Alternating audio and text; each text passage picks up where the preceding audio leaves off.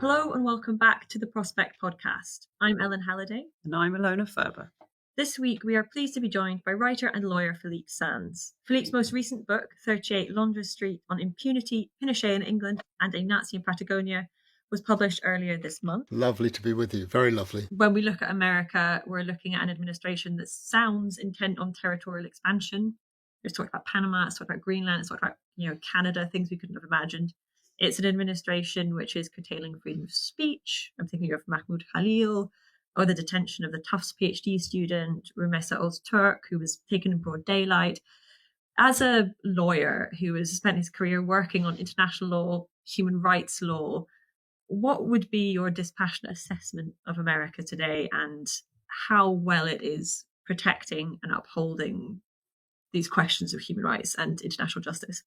Warning signs flashing very strong and long and bright. I mean, I've just come back from a couple of weeks in the US, went to New York to give a lecture, went to California to give a lecture, visit our daughter who's doing her PhD there.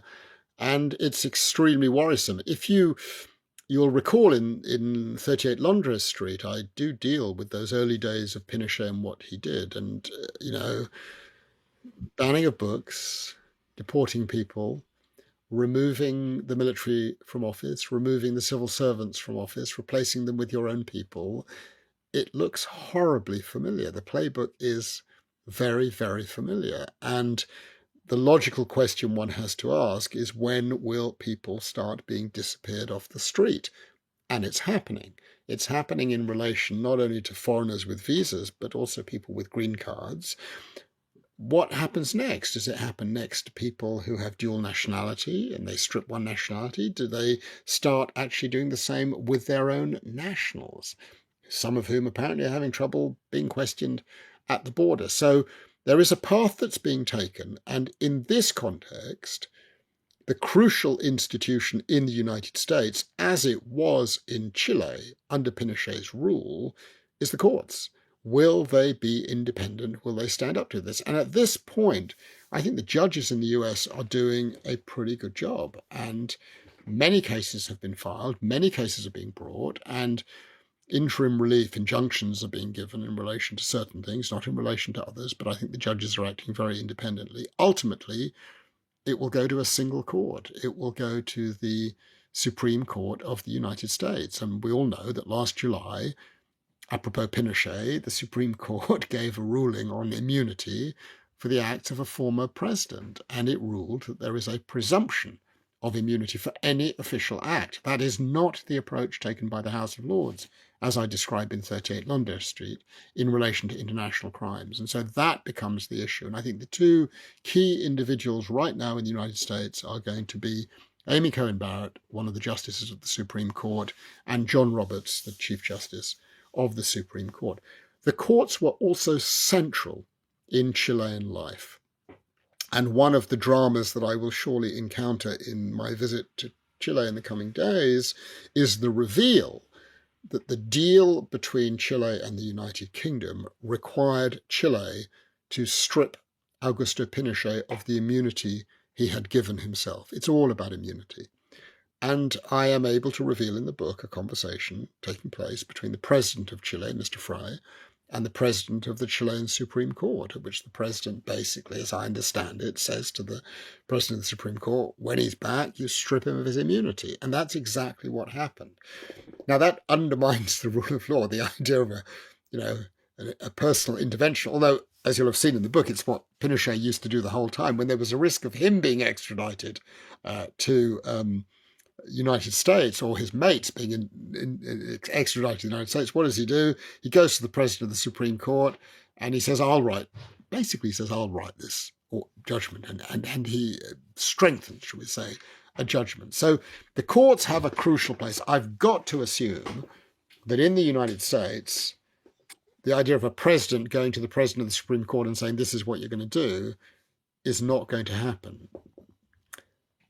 But who knows? They would have said the same thing in Germany in 1933, and everything changed. So a lot of warning signs, and we need to be extremely alert. And this then is the challenge. The culture of fear has taken root in the United States. A lot of people are not speaking out, are fearful, are frightened. And once that culture of fear takes place, it's much easier for the forces of darkness to wreak havoc. And it imposes obligations on you, both, on me. How courageous are we going to be in speaking out and calling a spade a spade? And, as you posed your question, I ask myself the question, if I say what I really think, as I have, am I going to pay a price for it? And the answer to that question is yes, possibly. And I think we have to be prepared to pay that price. And we have to deal with the realities that there may not be midterm elections. I was astonished by the number of people who said to me there aren't going to be midterm elections in the United States. There isn't going to be a presidential election in 2028. Highly connected, highly informed, not scaremongers, extremely concerned about where this is going because they have a sense of history. They've seen what happened in South America. They know what happened in Germany in 1933. They know that a constitution is essentially a piece of paper supported by political will. And when that political will evaporates or disintegrates or is shredded, what is left? That's the reality that we are facing right now. What is the value and the weight of the United States Constitution? And we don't know the answer to that question. We hope that the Constitution will survive. I mean, we've been having discussions at home and with people, how did McCarthyism come to an end? What exactly was the root?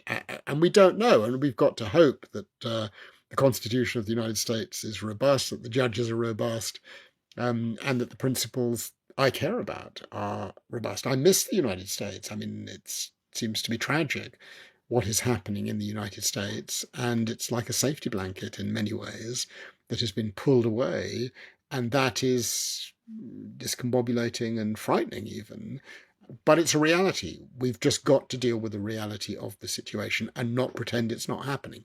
It is happening. Read about Pinochet to understand what happens when you cross one line. One thing leads to another. This didn't work, so let's go to the next step. And very soon you are in a horrific situation. But also, crucially, as you write in the book, you cross that line. And if you have allies who support you, then, you can keep crossing it far longer. There's a really striking part of the book where you write about Henry Kissinger going to visit Pinochet, for example, in Chile. And that support from America for Pinochet and what he did. So we're back to kind of the age of impunity, I guess, the theme again, and the role of other countries in holding somebody who's doing that to account. Kissinger visits Pinochet. A month later, Carmelo Soria is assassinated. The head of the UN office is assassinated. And a couple of months after that, Orlando Letelier, Allende's former defense minister, is murdered on a street in Washington, D.C. The visit of Kissinger sent a very strong signal to Pinochet. And the day after the death of Letelier in Washington, Pinochet meets the great Argentine writer Borges, who comes out of the meeting and says, Pinochet's a great man. So, political allies, great writers, we know how these things are done. But eventually in Chile, there was a change. There was a referendum in 1988, and Pinochet thought he would win it, and he lost it, and he left office. He had an immunity under an amnesty law. He had an immunity as a senator. He came to Britain, he got medical treatment, and he was arrested. And he spent 503 days incarcerated under pretty decent conditions, but in a house in which he wasn't even allowed to go out into the garden without the yes of a police officer. So he goes back, his immunity is stripped, he is charged, he's indicted, he dies under house arrest, and the whole Pinochet case in Britain catalyzed change in Chile. And for the first time, there were proceedings. And one of the main characters in my book, the young waiter, El Mosito Jorgelino Vergara, becomes the key witness who puts dozens and dozens of Pinochet's closest colleagues in prison for life on witness testimony. So it's a grim story. It's a dark story. It's a story where people are divided as to the outcome of whether Pinochet's arrest was good or was bad, but it was not without its consequences. And, as a famous poet once said, there's a crack in everything, and that's how the light gets in, and that's how we go on. You represented Palestine at the ICJ in a case about the Israeli occupation. And in July last year, the court issued an opinion that the occupation must end, basically, that it's unlawful and Israel is obligated to end it. And you said at the court, when it was hearing the final arguments in the case, that the right of self-determination for Palestine requires that UN member states bring Israel's occupation to an immediate end. No aid, no assistance, no complicity, no contribution to forcible actions, no money, no arms, no trade, no nothing. Beyond vindicating Palestinian rights, what impact do you think that case has had since then? I mean, given the crisis we're in at the moment in Israel-Palestine, do you think that it's changed the way that other UN member states see Israel's position internationally? Do you think it's helped the Palestinians in practice? Well, the case was premised on a concept known as the right of self-determination, the idea that a community must be free to determine for itself its future direction. And the court affirmed the existence of that principle, affirmed the application of that principle to the occupied territories, the West Bank and Gaza, and came down with a very clear statement of what the law is. Now, the law is not being respected. That is clear. And one has to be honest and recognize that. But what the advisory opinion did was strengthen the commitment and persistence of those who do believe in a rules-based system and who do say that what's going on is not justifiable in legal terms and has to end, and is the basis for a lot of countries' support for a Palestinian state. Vast majority of countries in the world now do support the idea of a Palestinian state.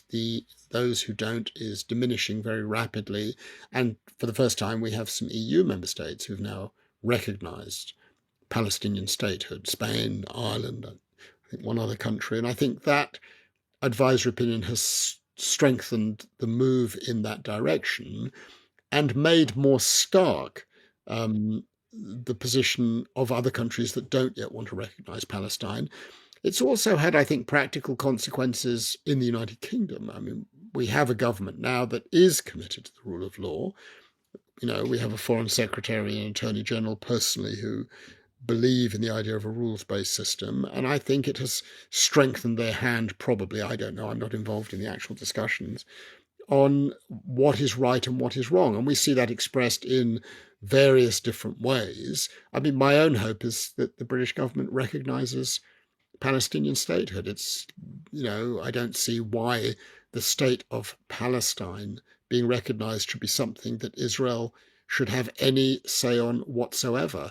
When Israeli statehood was determined nearly 80 years ago, it was a decision of the General Assembly, and it was imposed on the world, and it was imposed on countries and the population of Palestinians. So why not have the same approach now? So I'm not in favor of a sort of negotiated determination that Palestine should be a state. I think the rest of the world is free to make that determination and free to impose it upon Israel. Equally, the converse of that is Israel has a right to exist and has a right to exist safely within its borders established in accordance with international law. And in a curious sense, the advisory opinion has the effect of providing and buttressing support for Israeli statehood, because it is premised on the international court's recognition of Israeli statehood, and it undermines the arguments of those who say Israel has no right to exist as a state. So these things are complex. People in the press and the media and commentators really sort of pick and choose the bits and pieces that they like and that they don't like about a particular decision or whatever, or a particular situation. And I think the ruling of the ICJ and the advisory opinion was a very good ruling and a very serious ruling. Obviously, it's not being fully implemented, and I hope it will be in due course. Do you think that you said that you think the British government, you think that ruling has given it kind of the possibility to take a more, a more critical stance on Israeli rights violations. Do you think that the government is sort of doing enough? Whether they're doing enough, reasonable people will have different opinions. They have stopped some arms sales, and some people will say they haven't stopped enough arms sales. I mean, of course, the elephant in the room is the United States. And what this really turns on is, well, matters historical, the relationship of Britain with the Balfour Declaration, and its relationship with the United States. And, I happen to be married to an American who never ceases to remind me that the first time she came across the idea of a special relationship between Britain and the United States was when she moved to Britain. She'd never heard of it in the United States. And I think we're now seeing in these days the real limits of that so-called special relationship. The current administration has no particular interest, I think, in the United Kingdom, and the United Kingdom is now going to have to decide what it's going to do on a raft of different issues. Palestine, Israel is one of them. Tariffs is another, and issues of impunity and immunity in relation to the International Criminal Court and these historic matters are all, in the mix. But I mean, I think one of the things that we can say, seeing the position of this government, for example, on Ukraine, which I'm very attached to because of all the work I've done on East West Street and beyond, we have got a grown-up government, and I think they are. I think what we can say is they're thinking about these issues incredibly seriously. Philippe, thank you so much for chatting to us for such an interesting conversation this morning. It's been really brilliant to talk to you, and best of luck with your trip to Chile and the mayhem that is ensuing there. So it's been a pleasure. Thank you very much. Thank you very much for having me. I really enjoyed it. Thank you for all your work. This interview was from an episode of the Prospect podcast. To listen to the episode in full, including further discussion and our weekly banger and dud section, click the link in the description below. And to read more of Prospect's award-winning journalism, head to prospectmagazine.co.uk.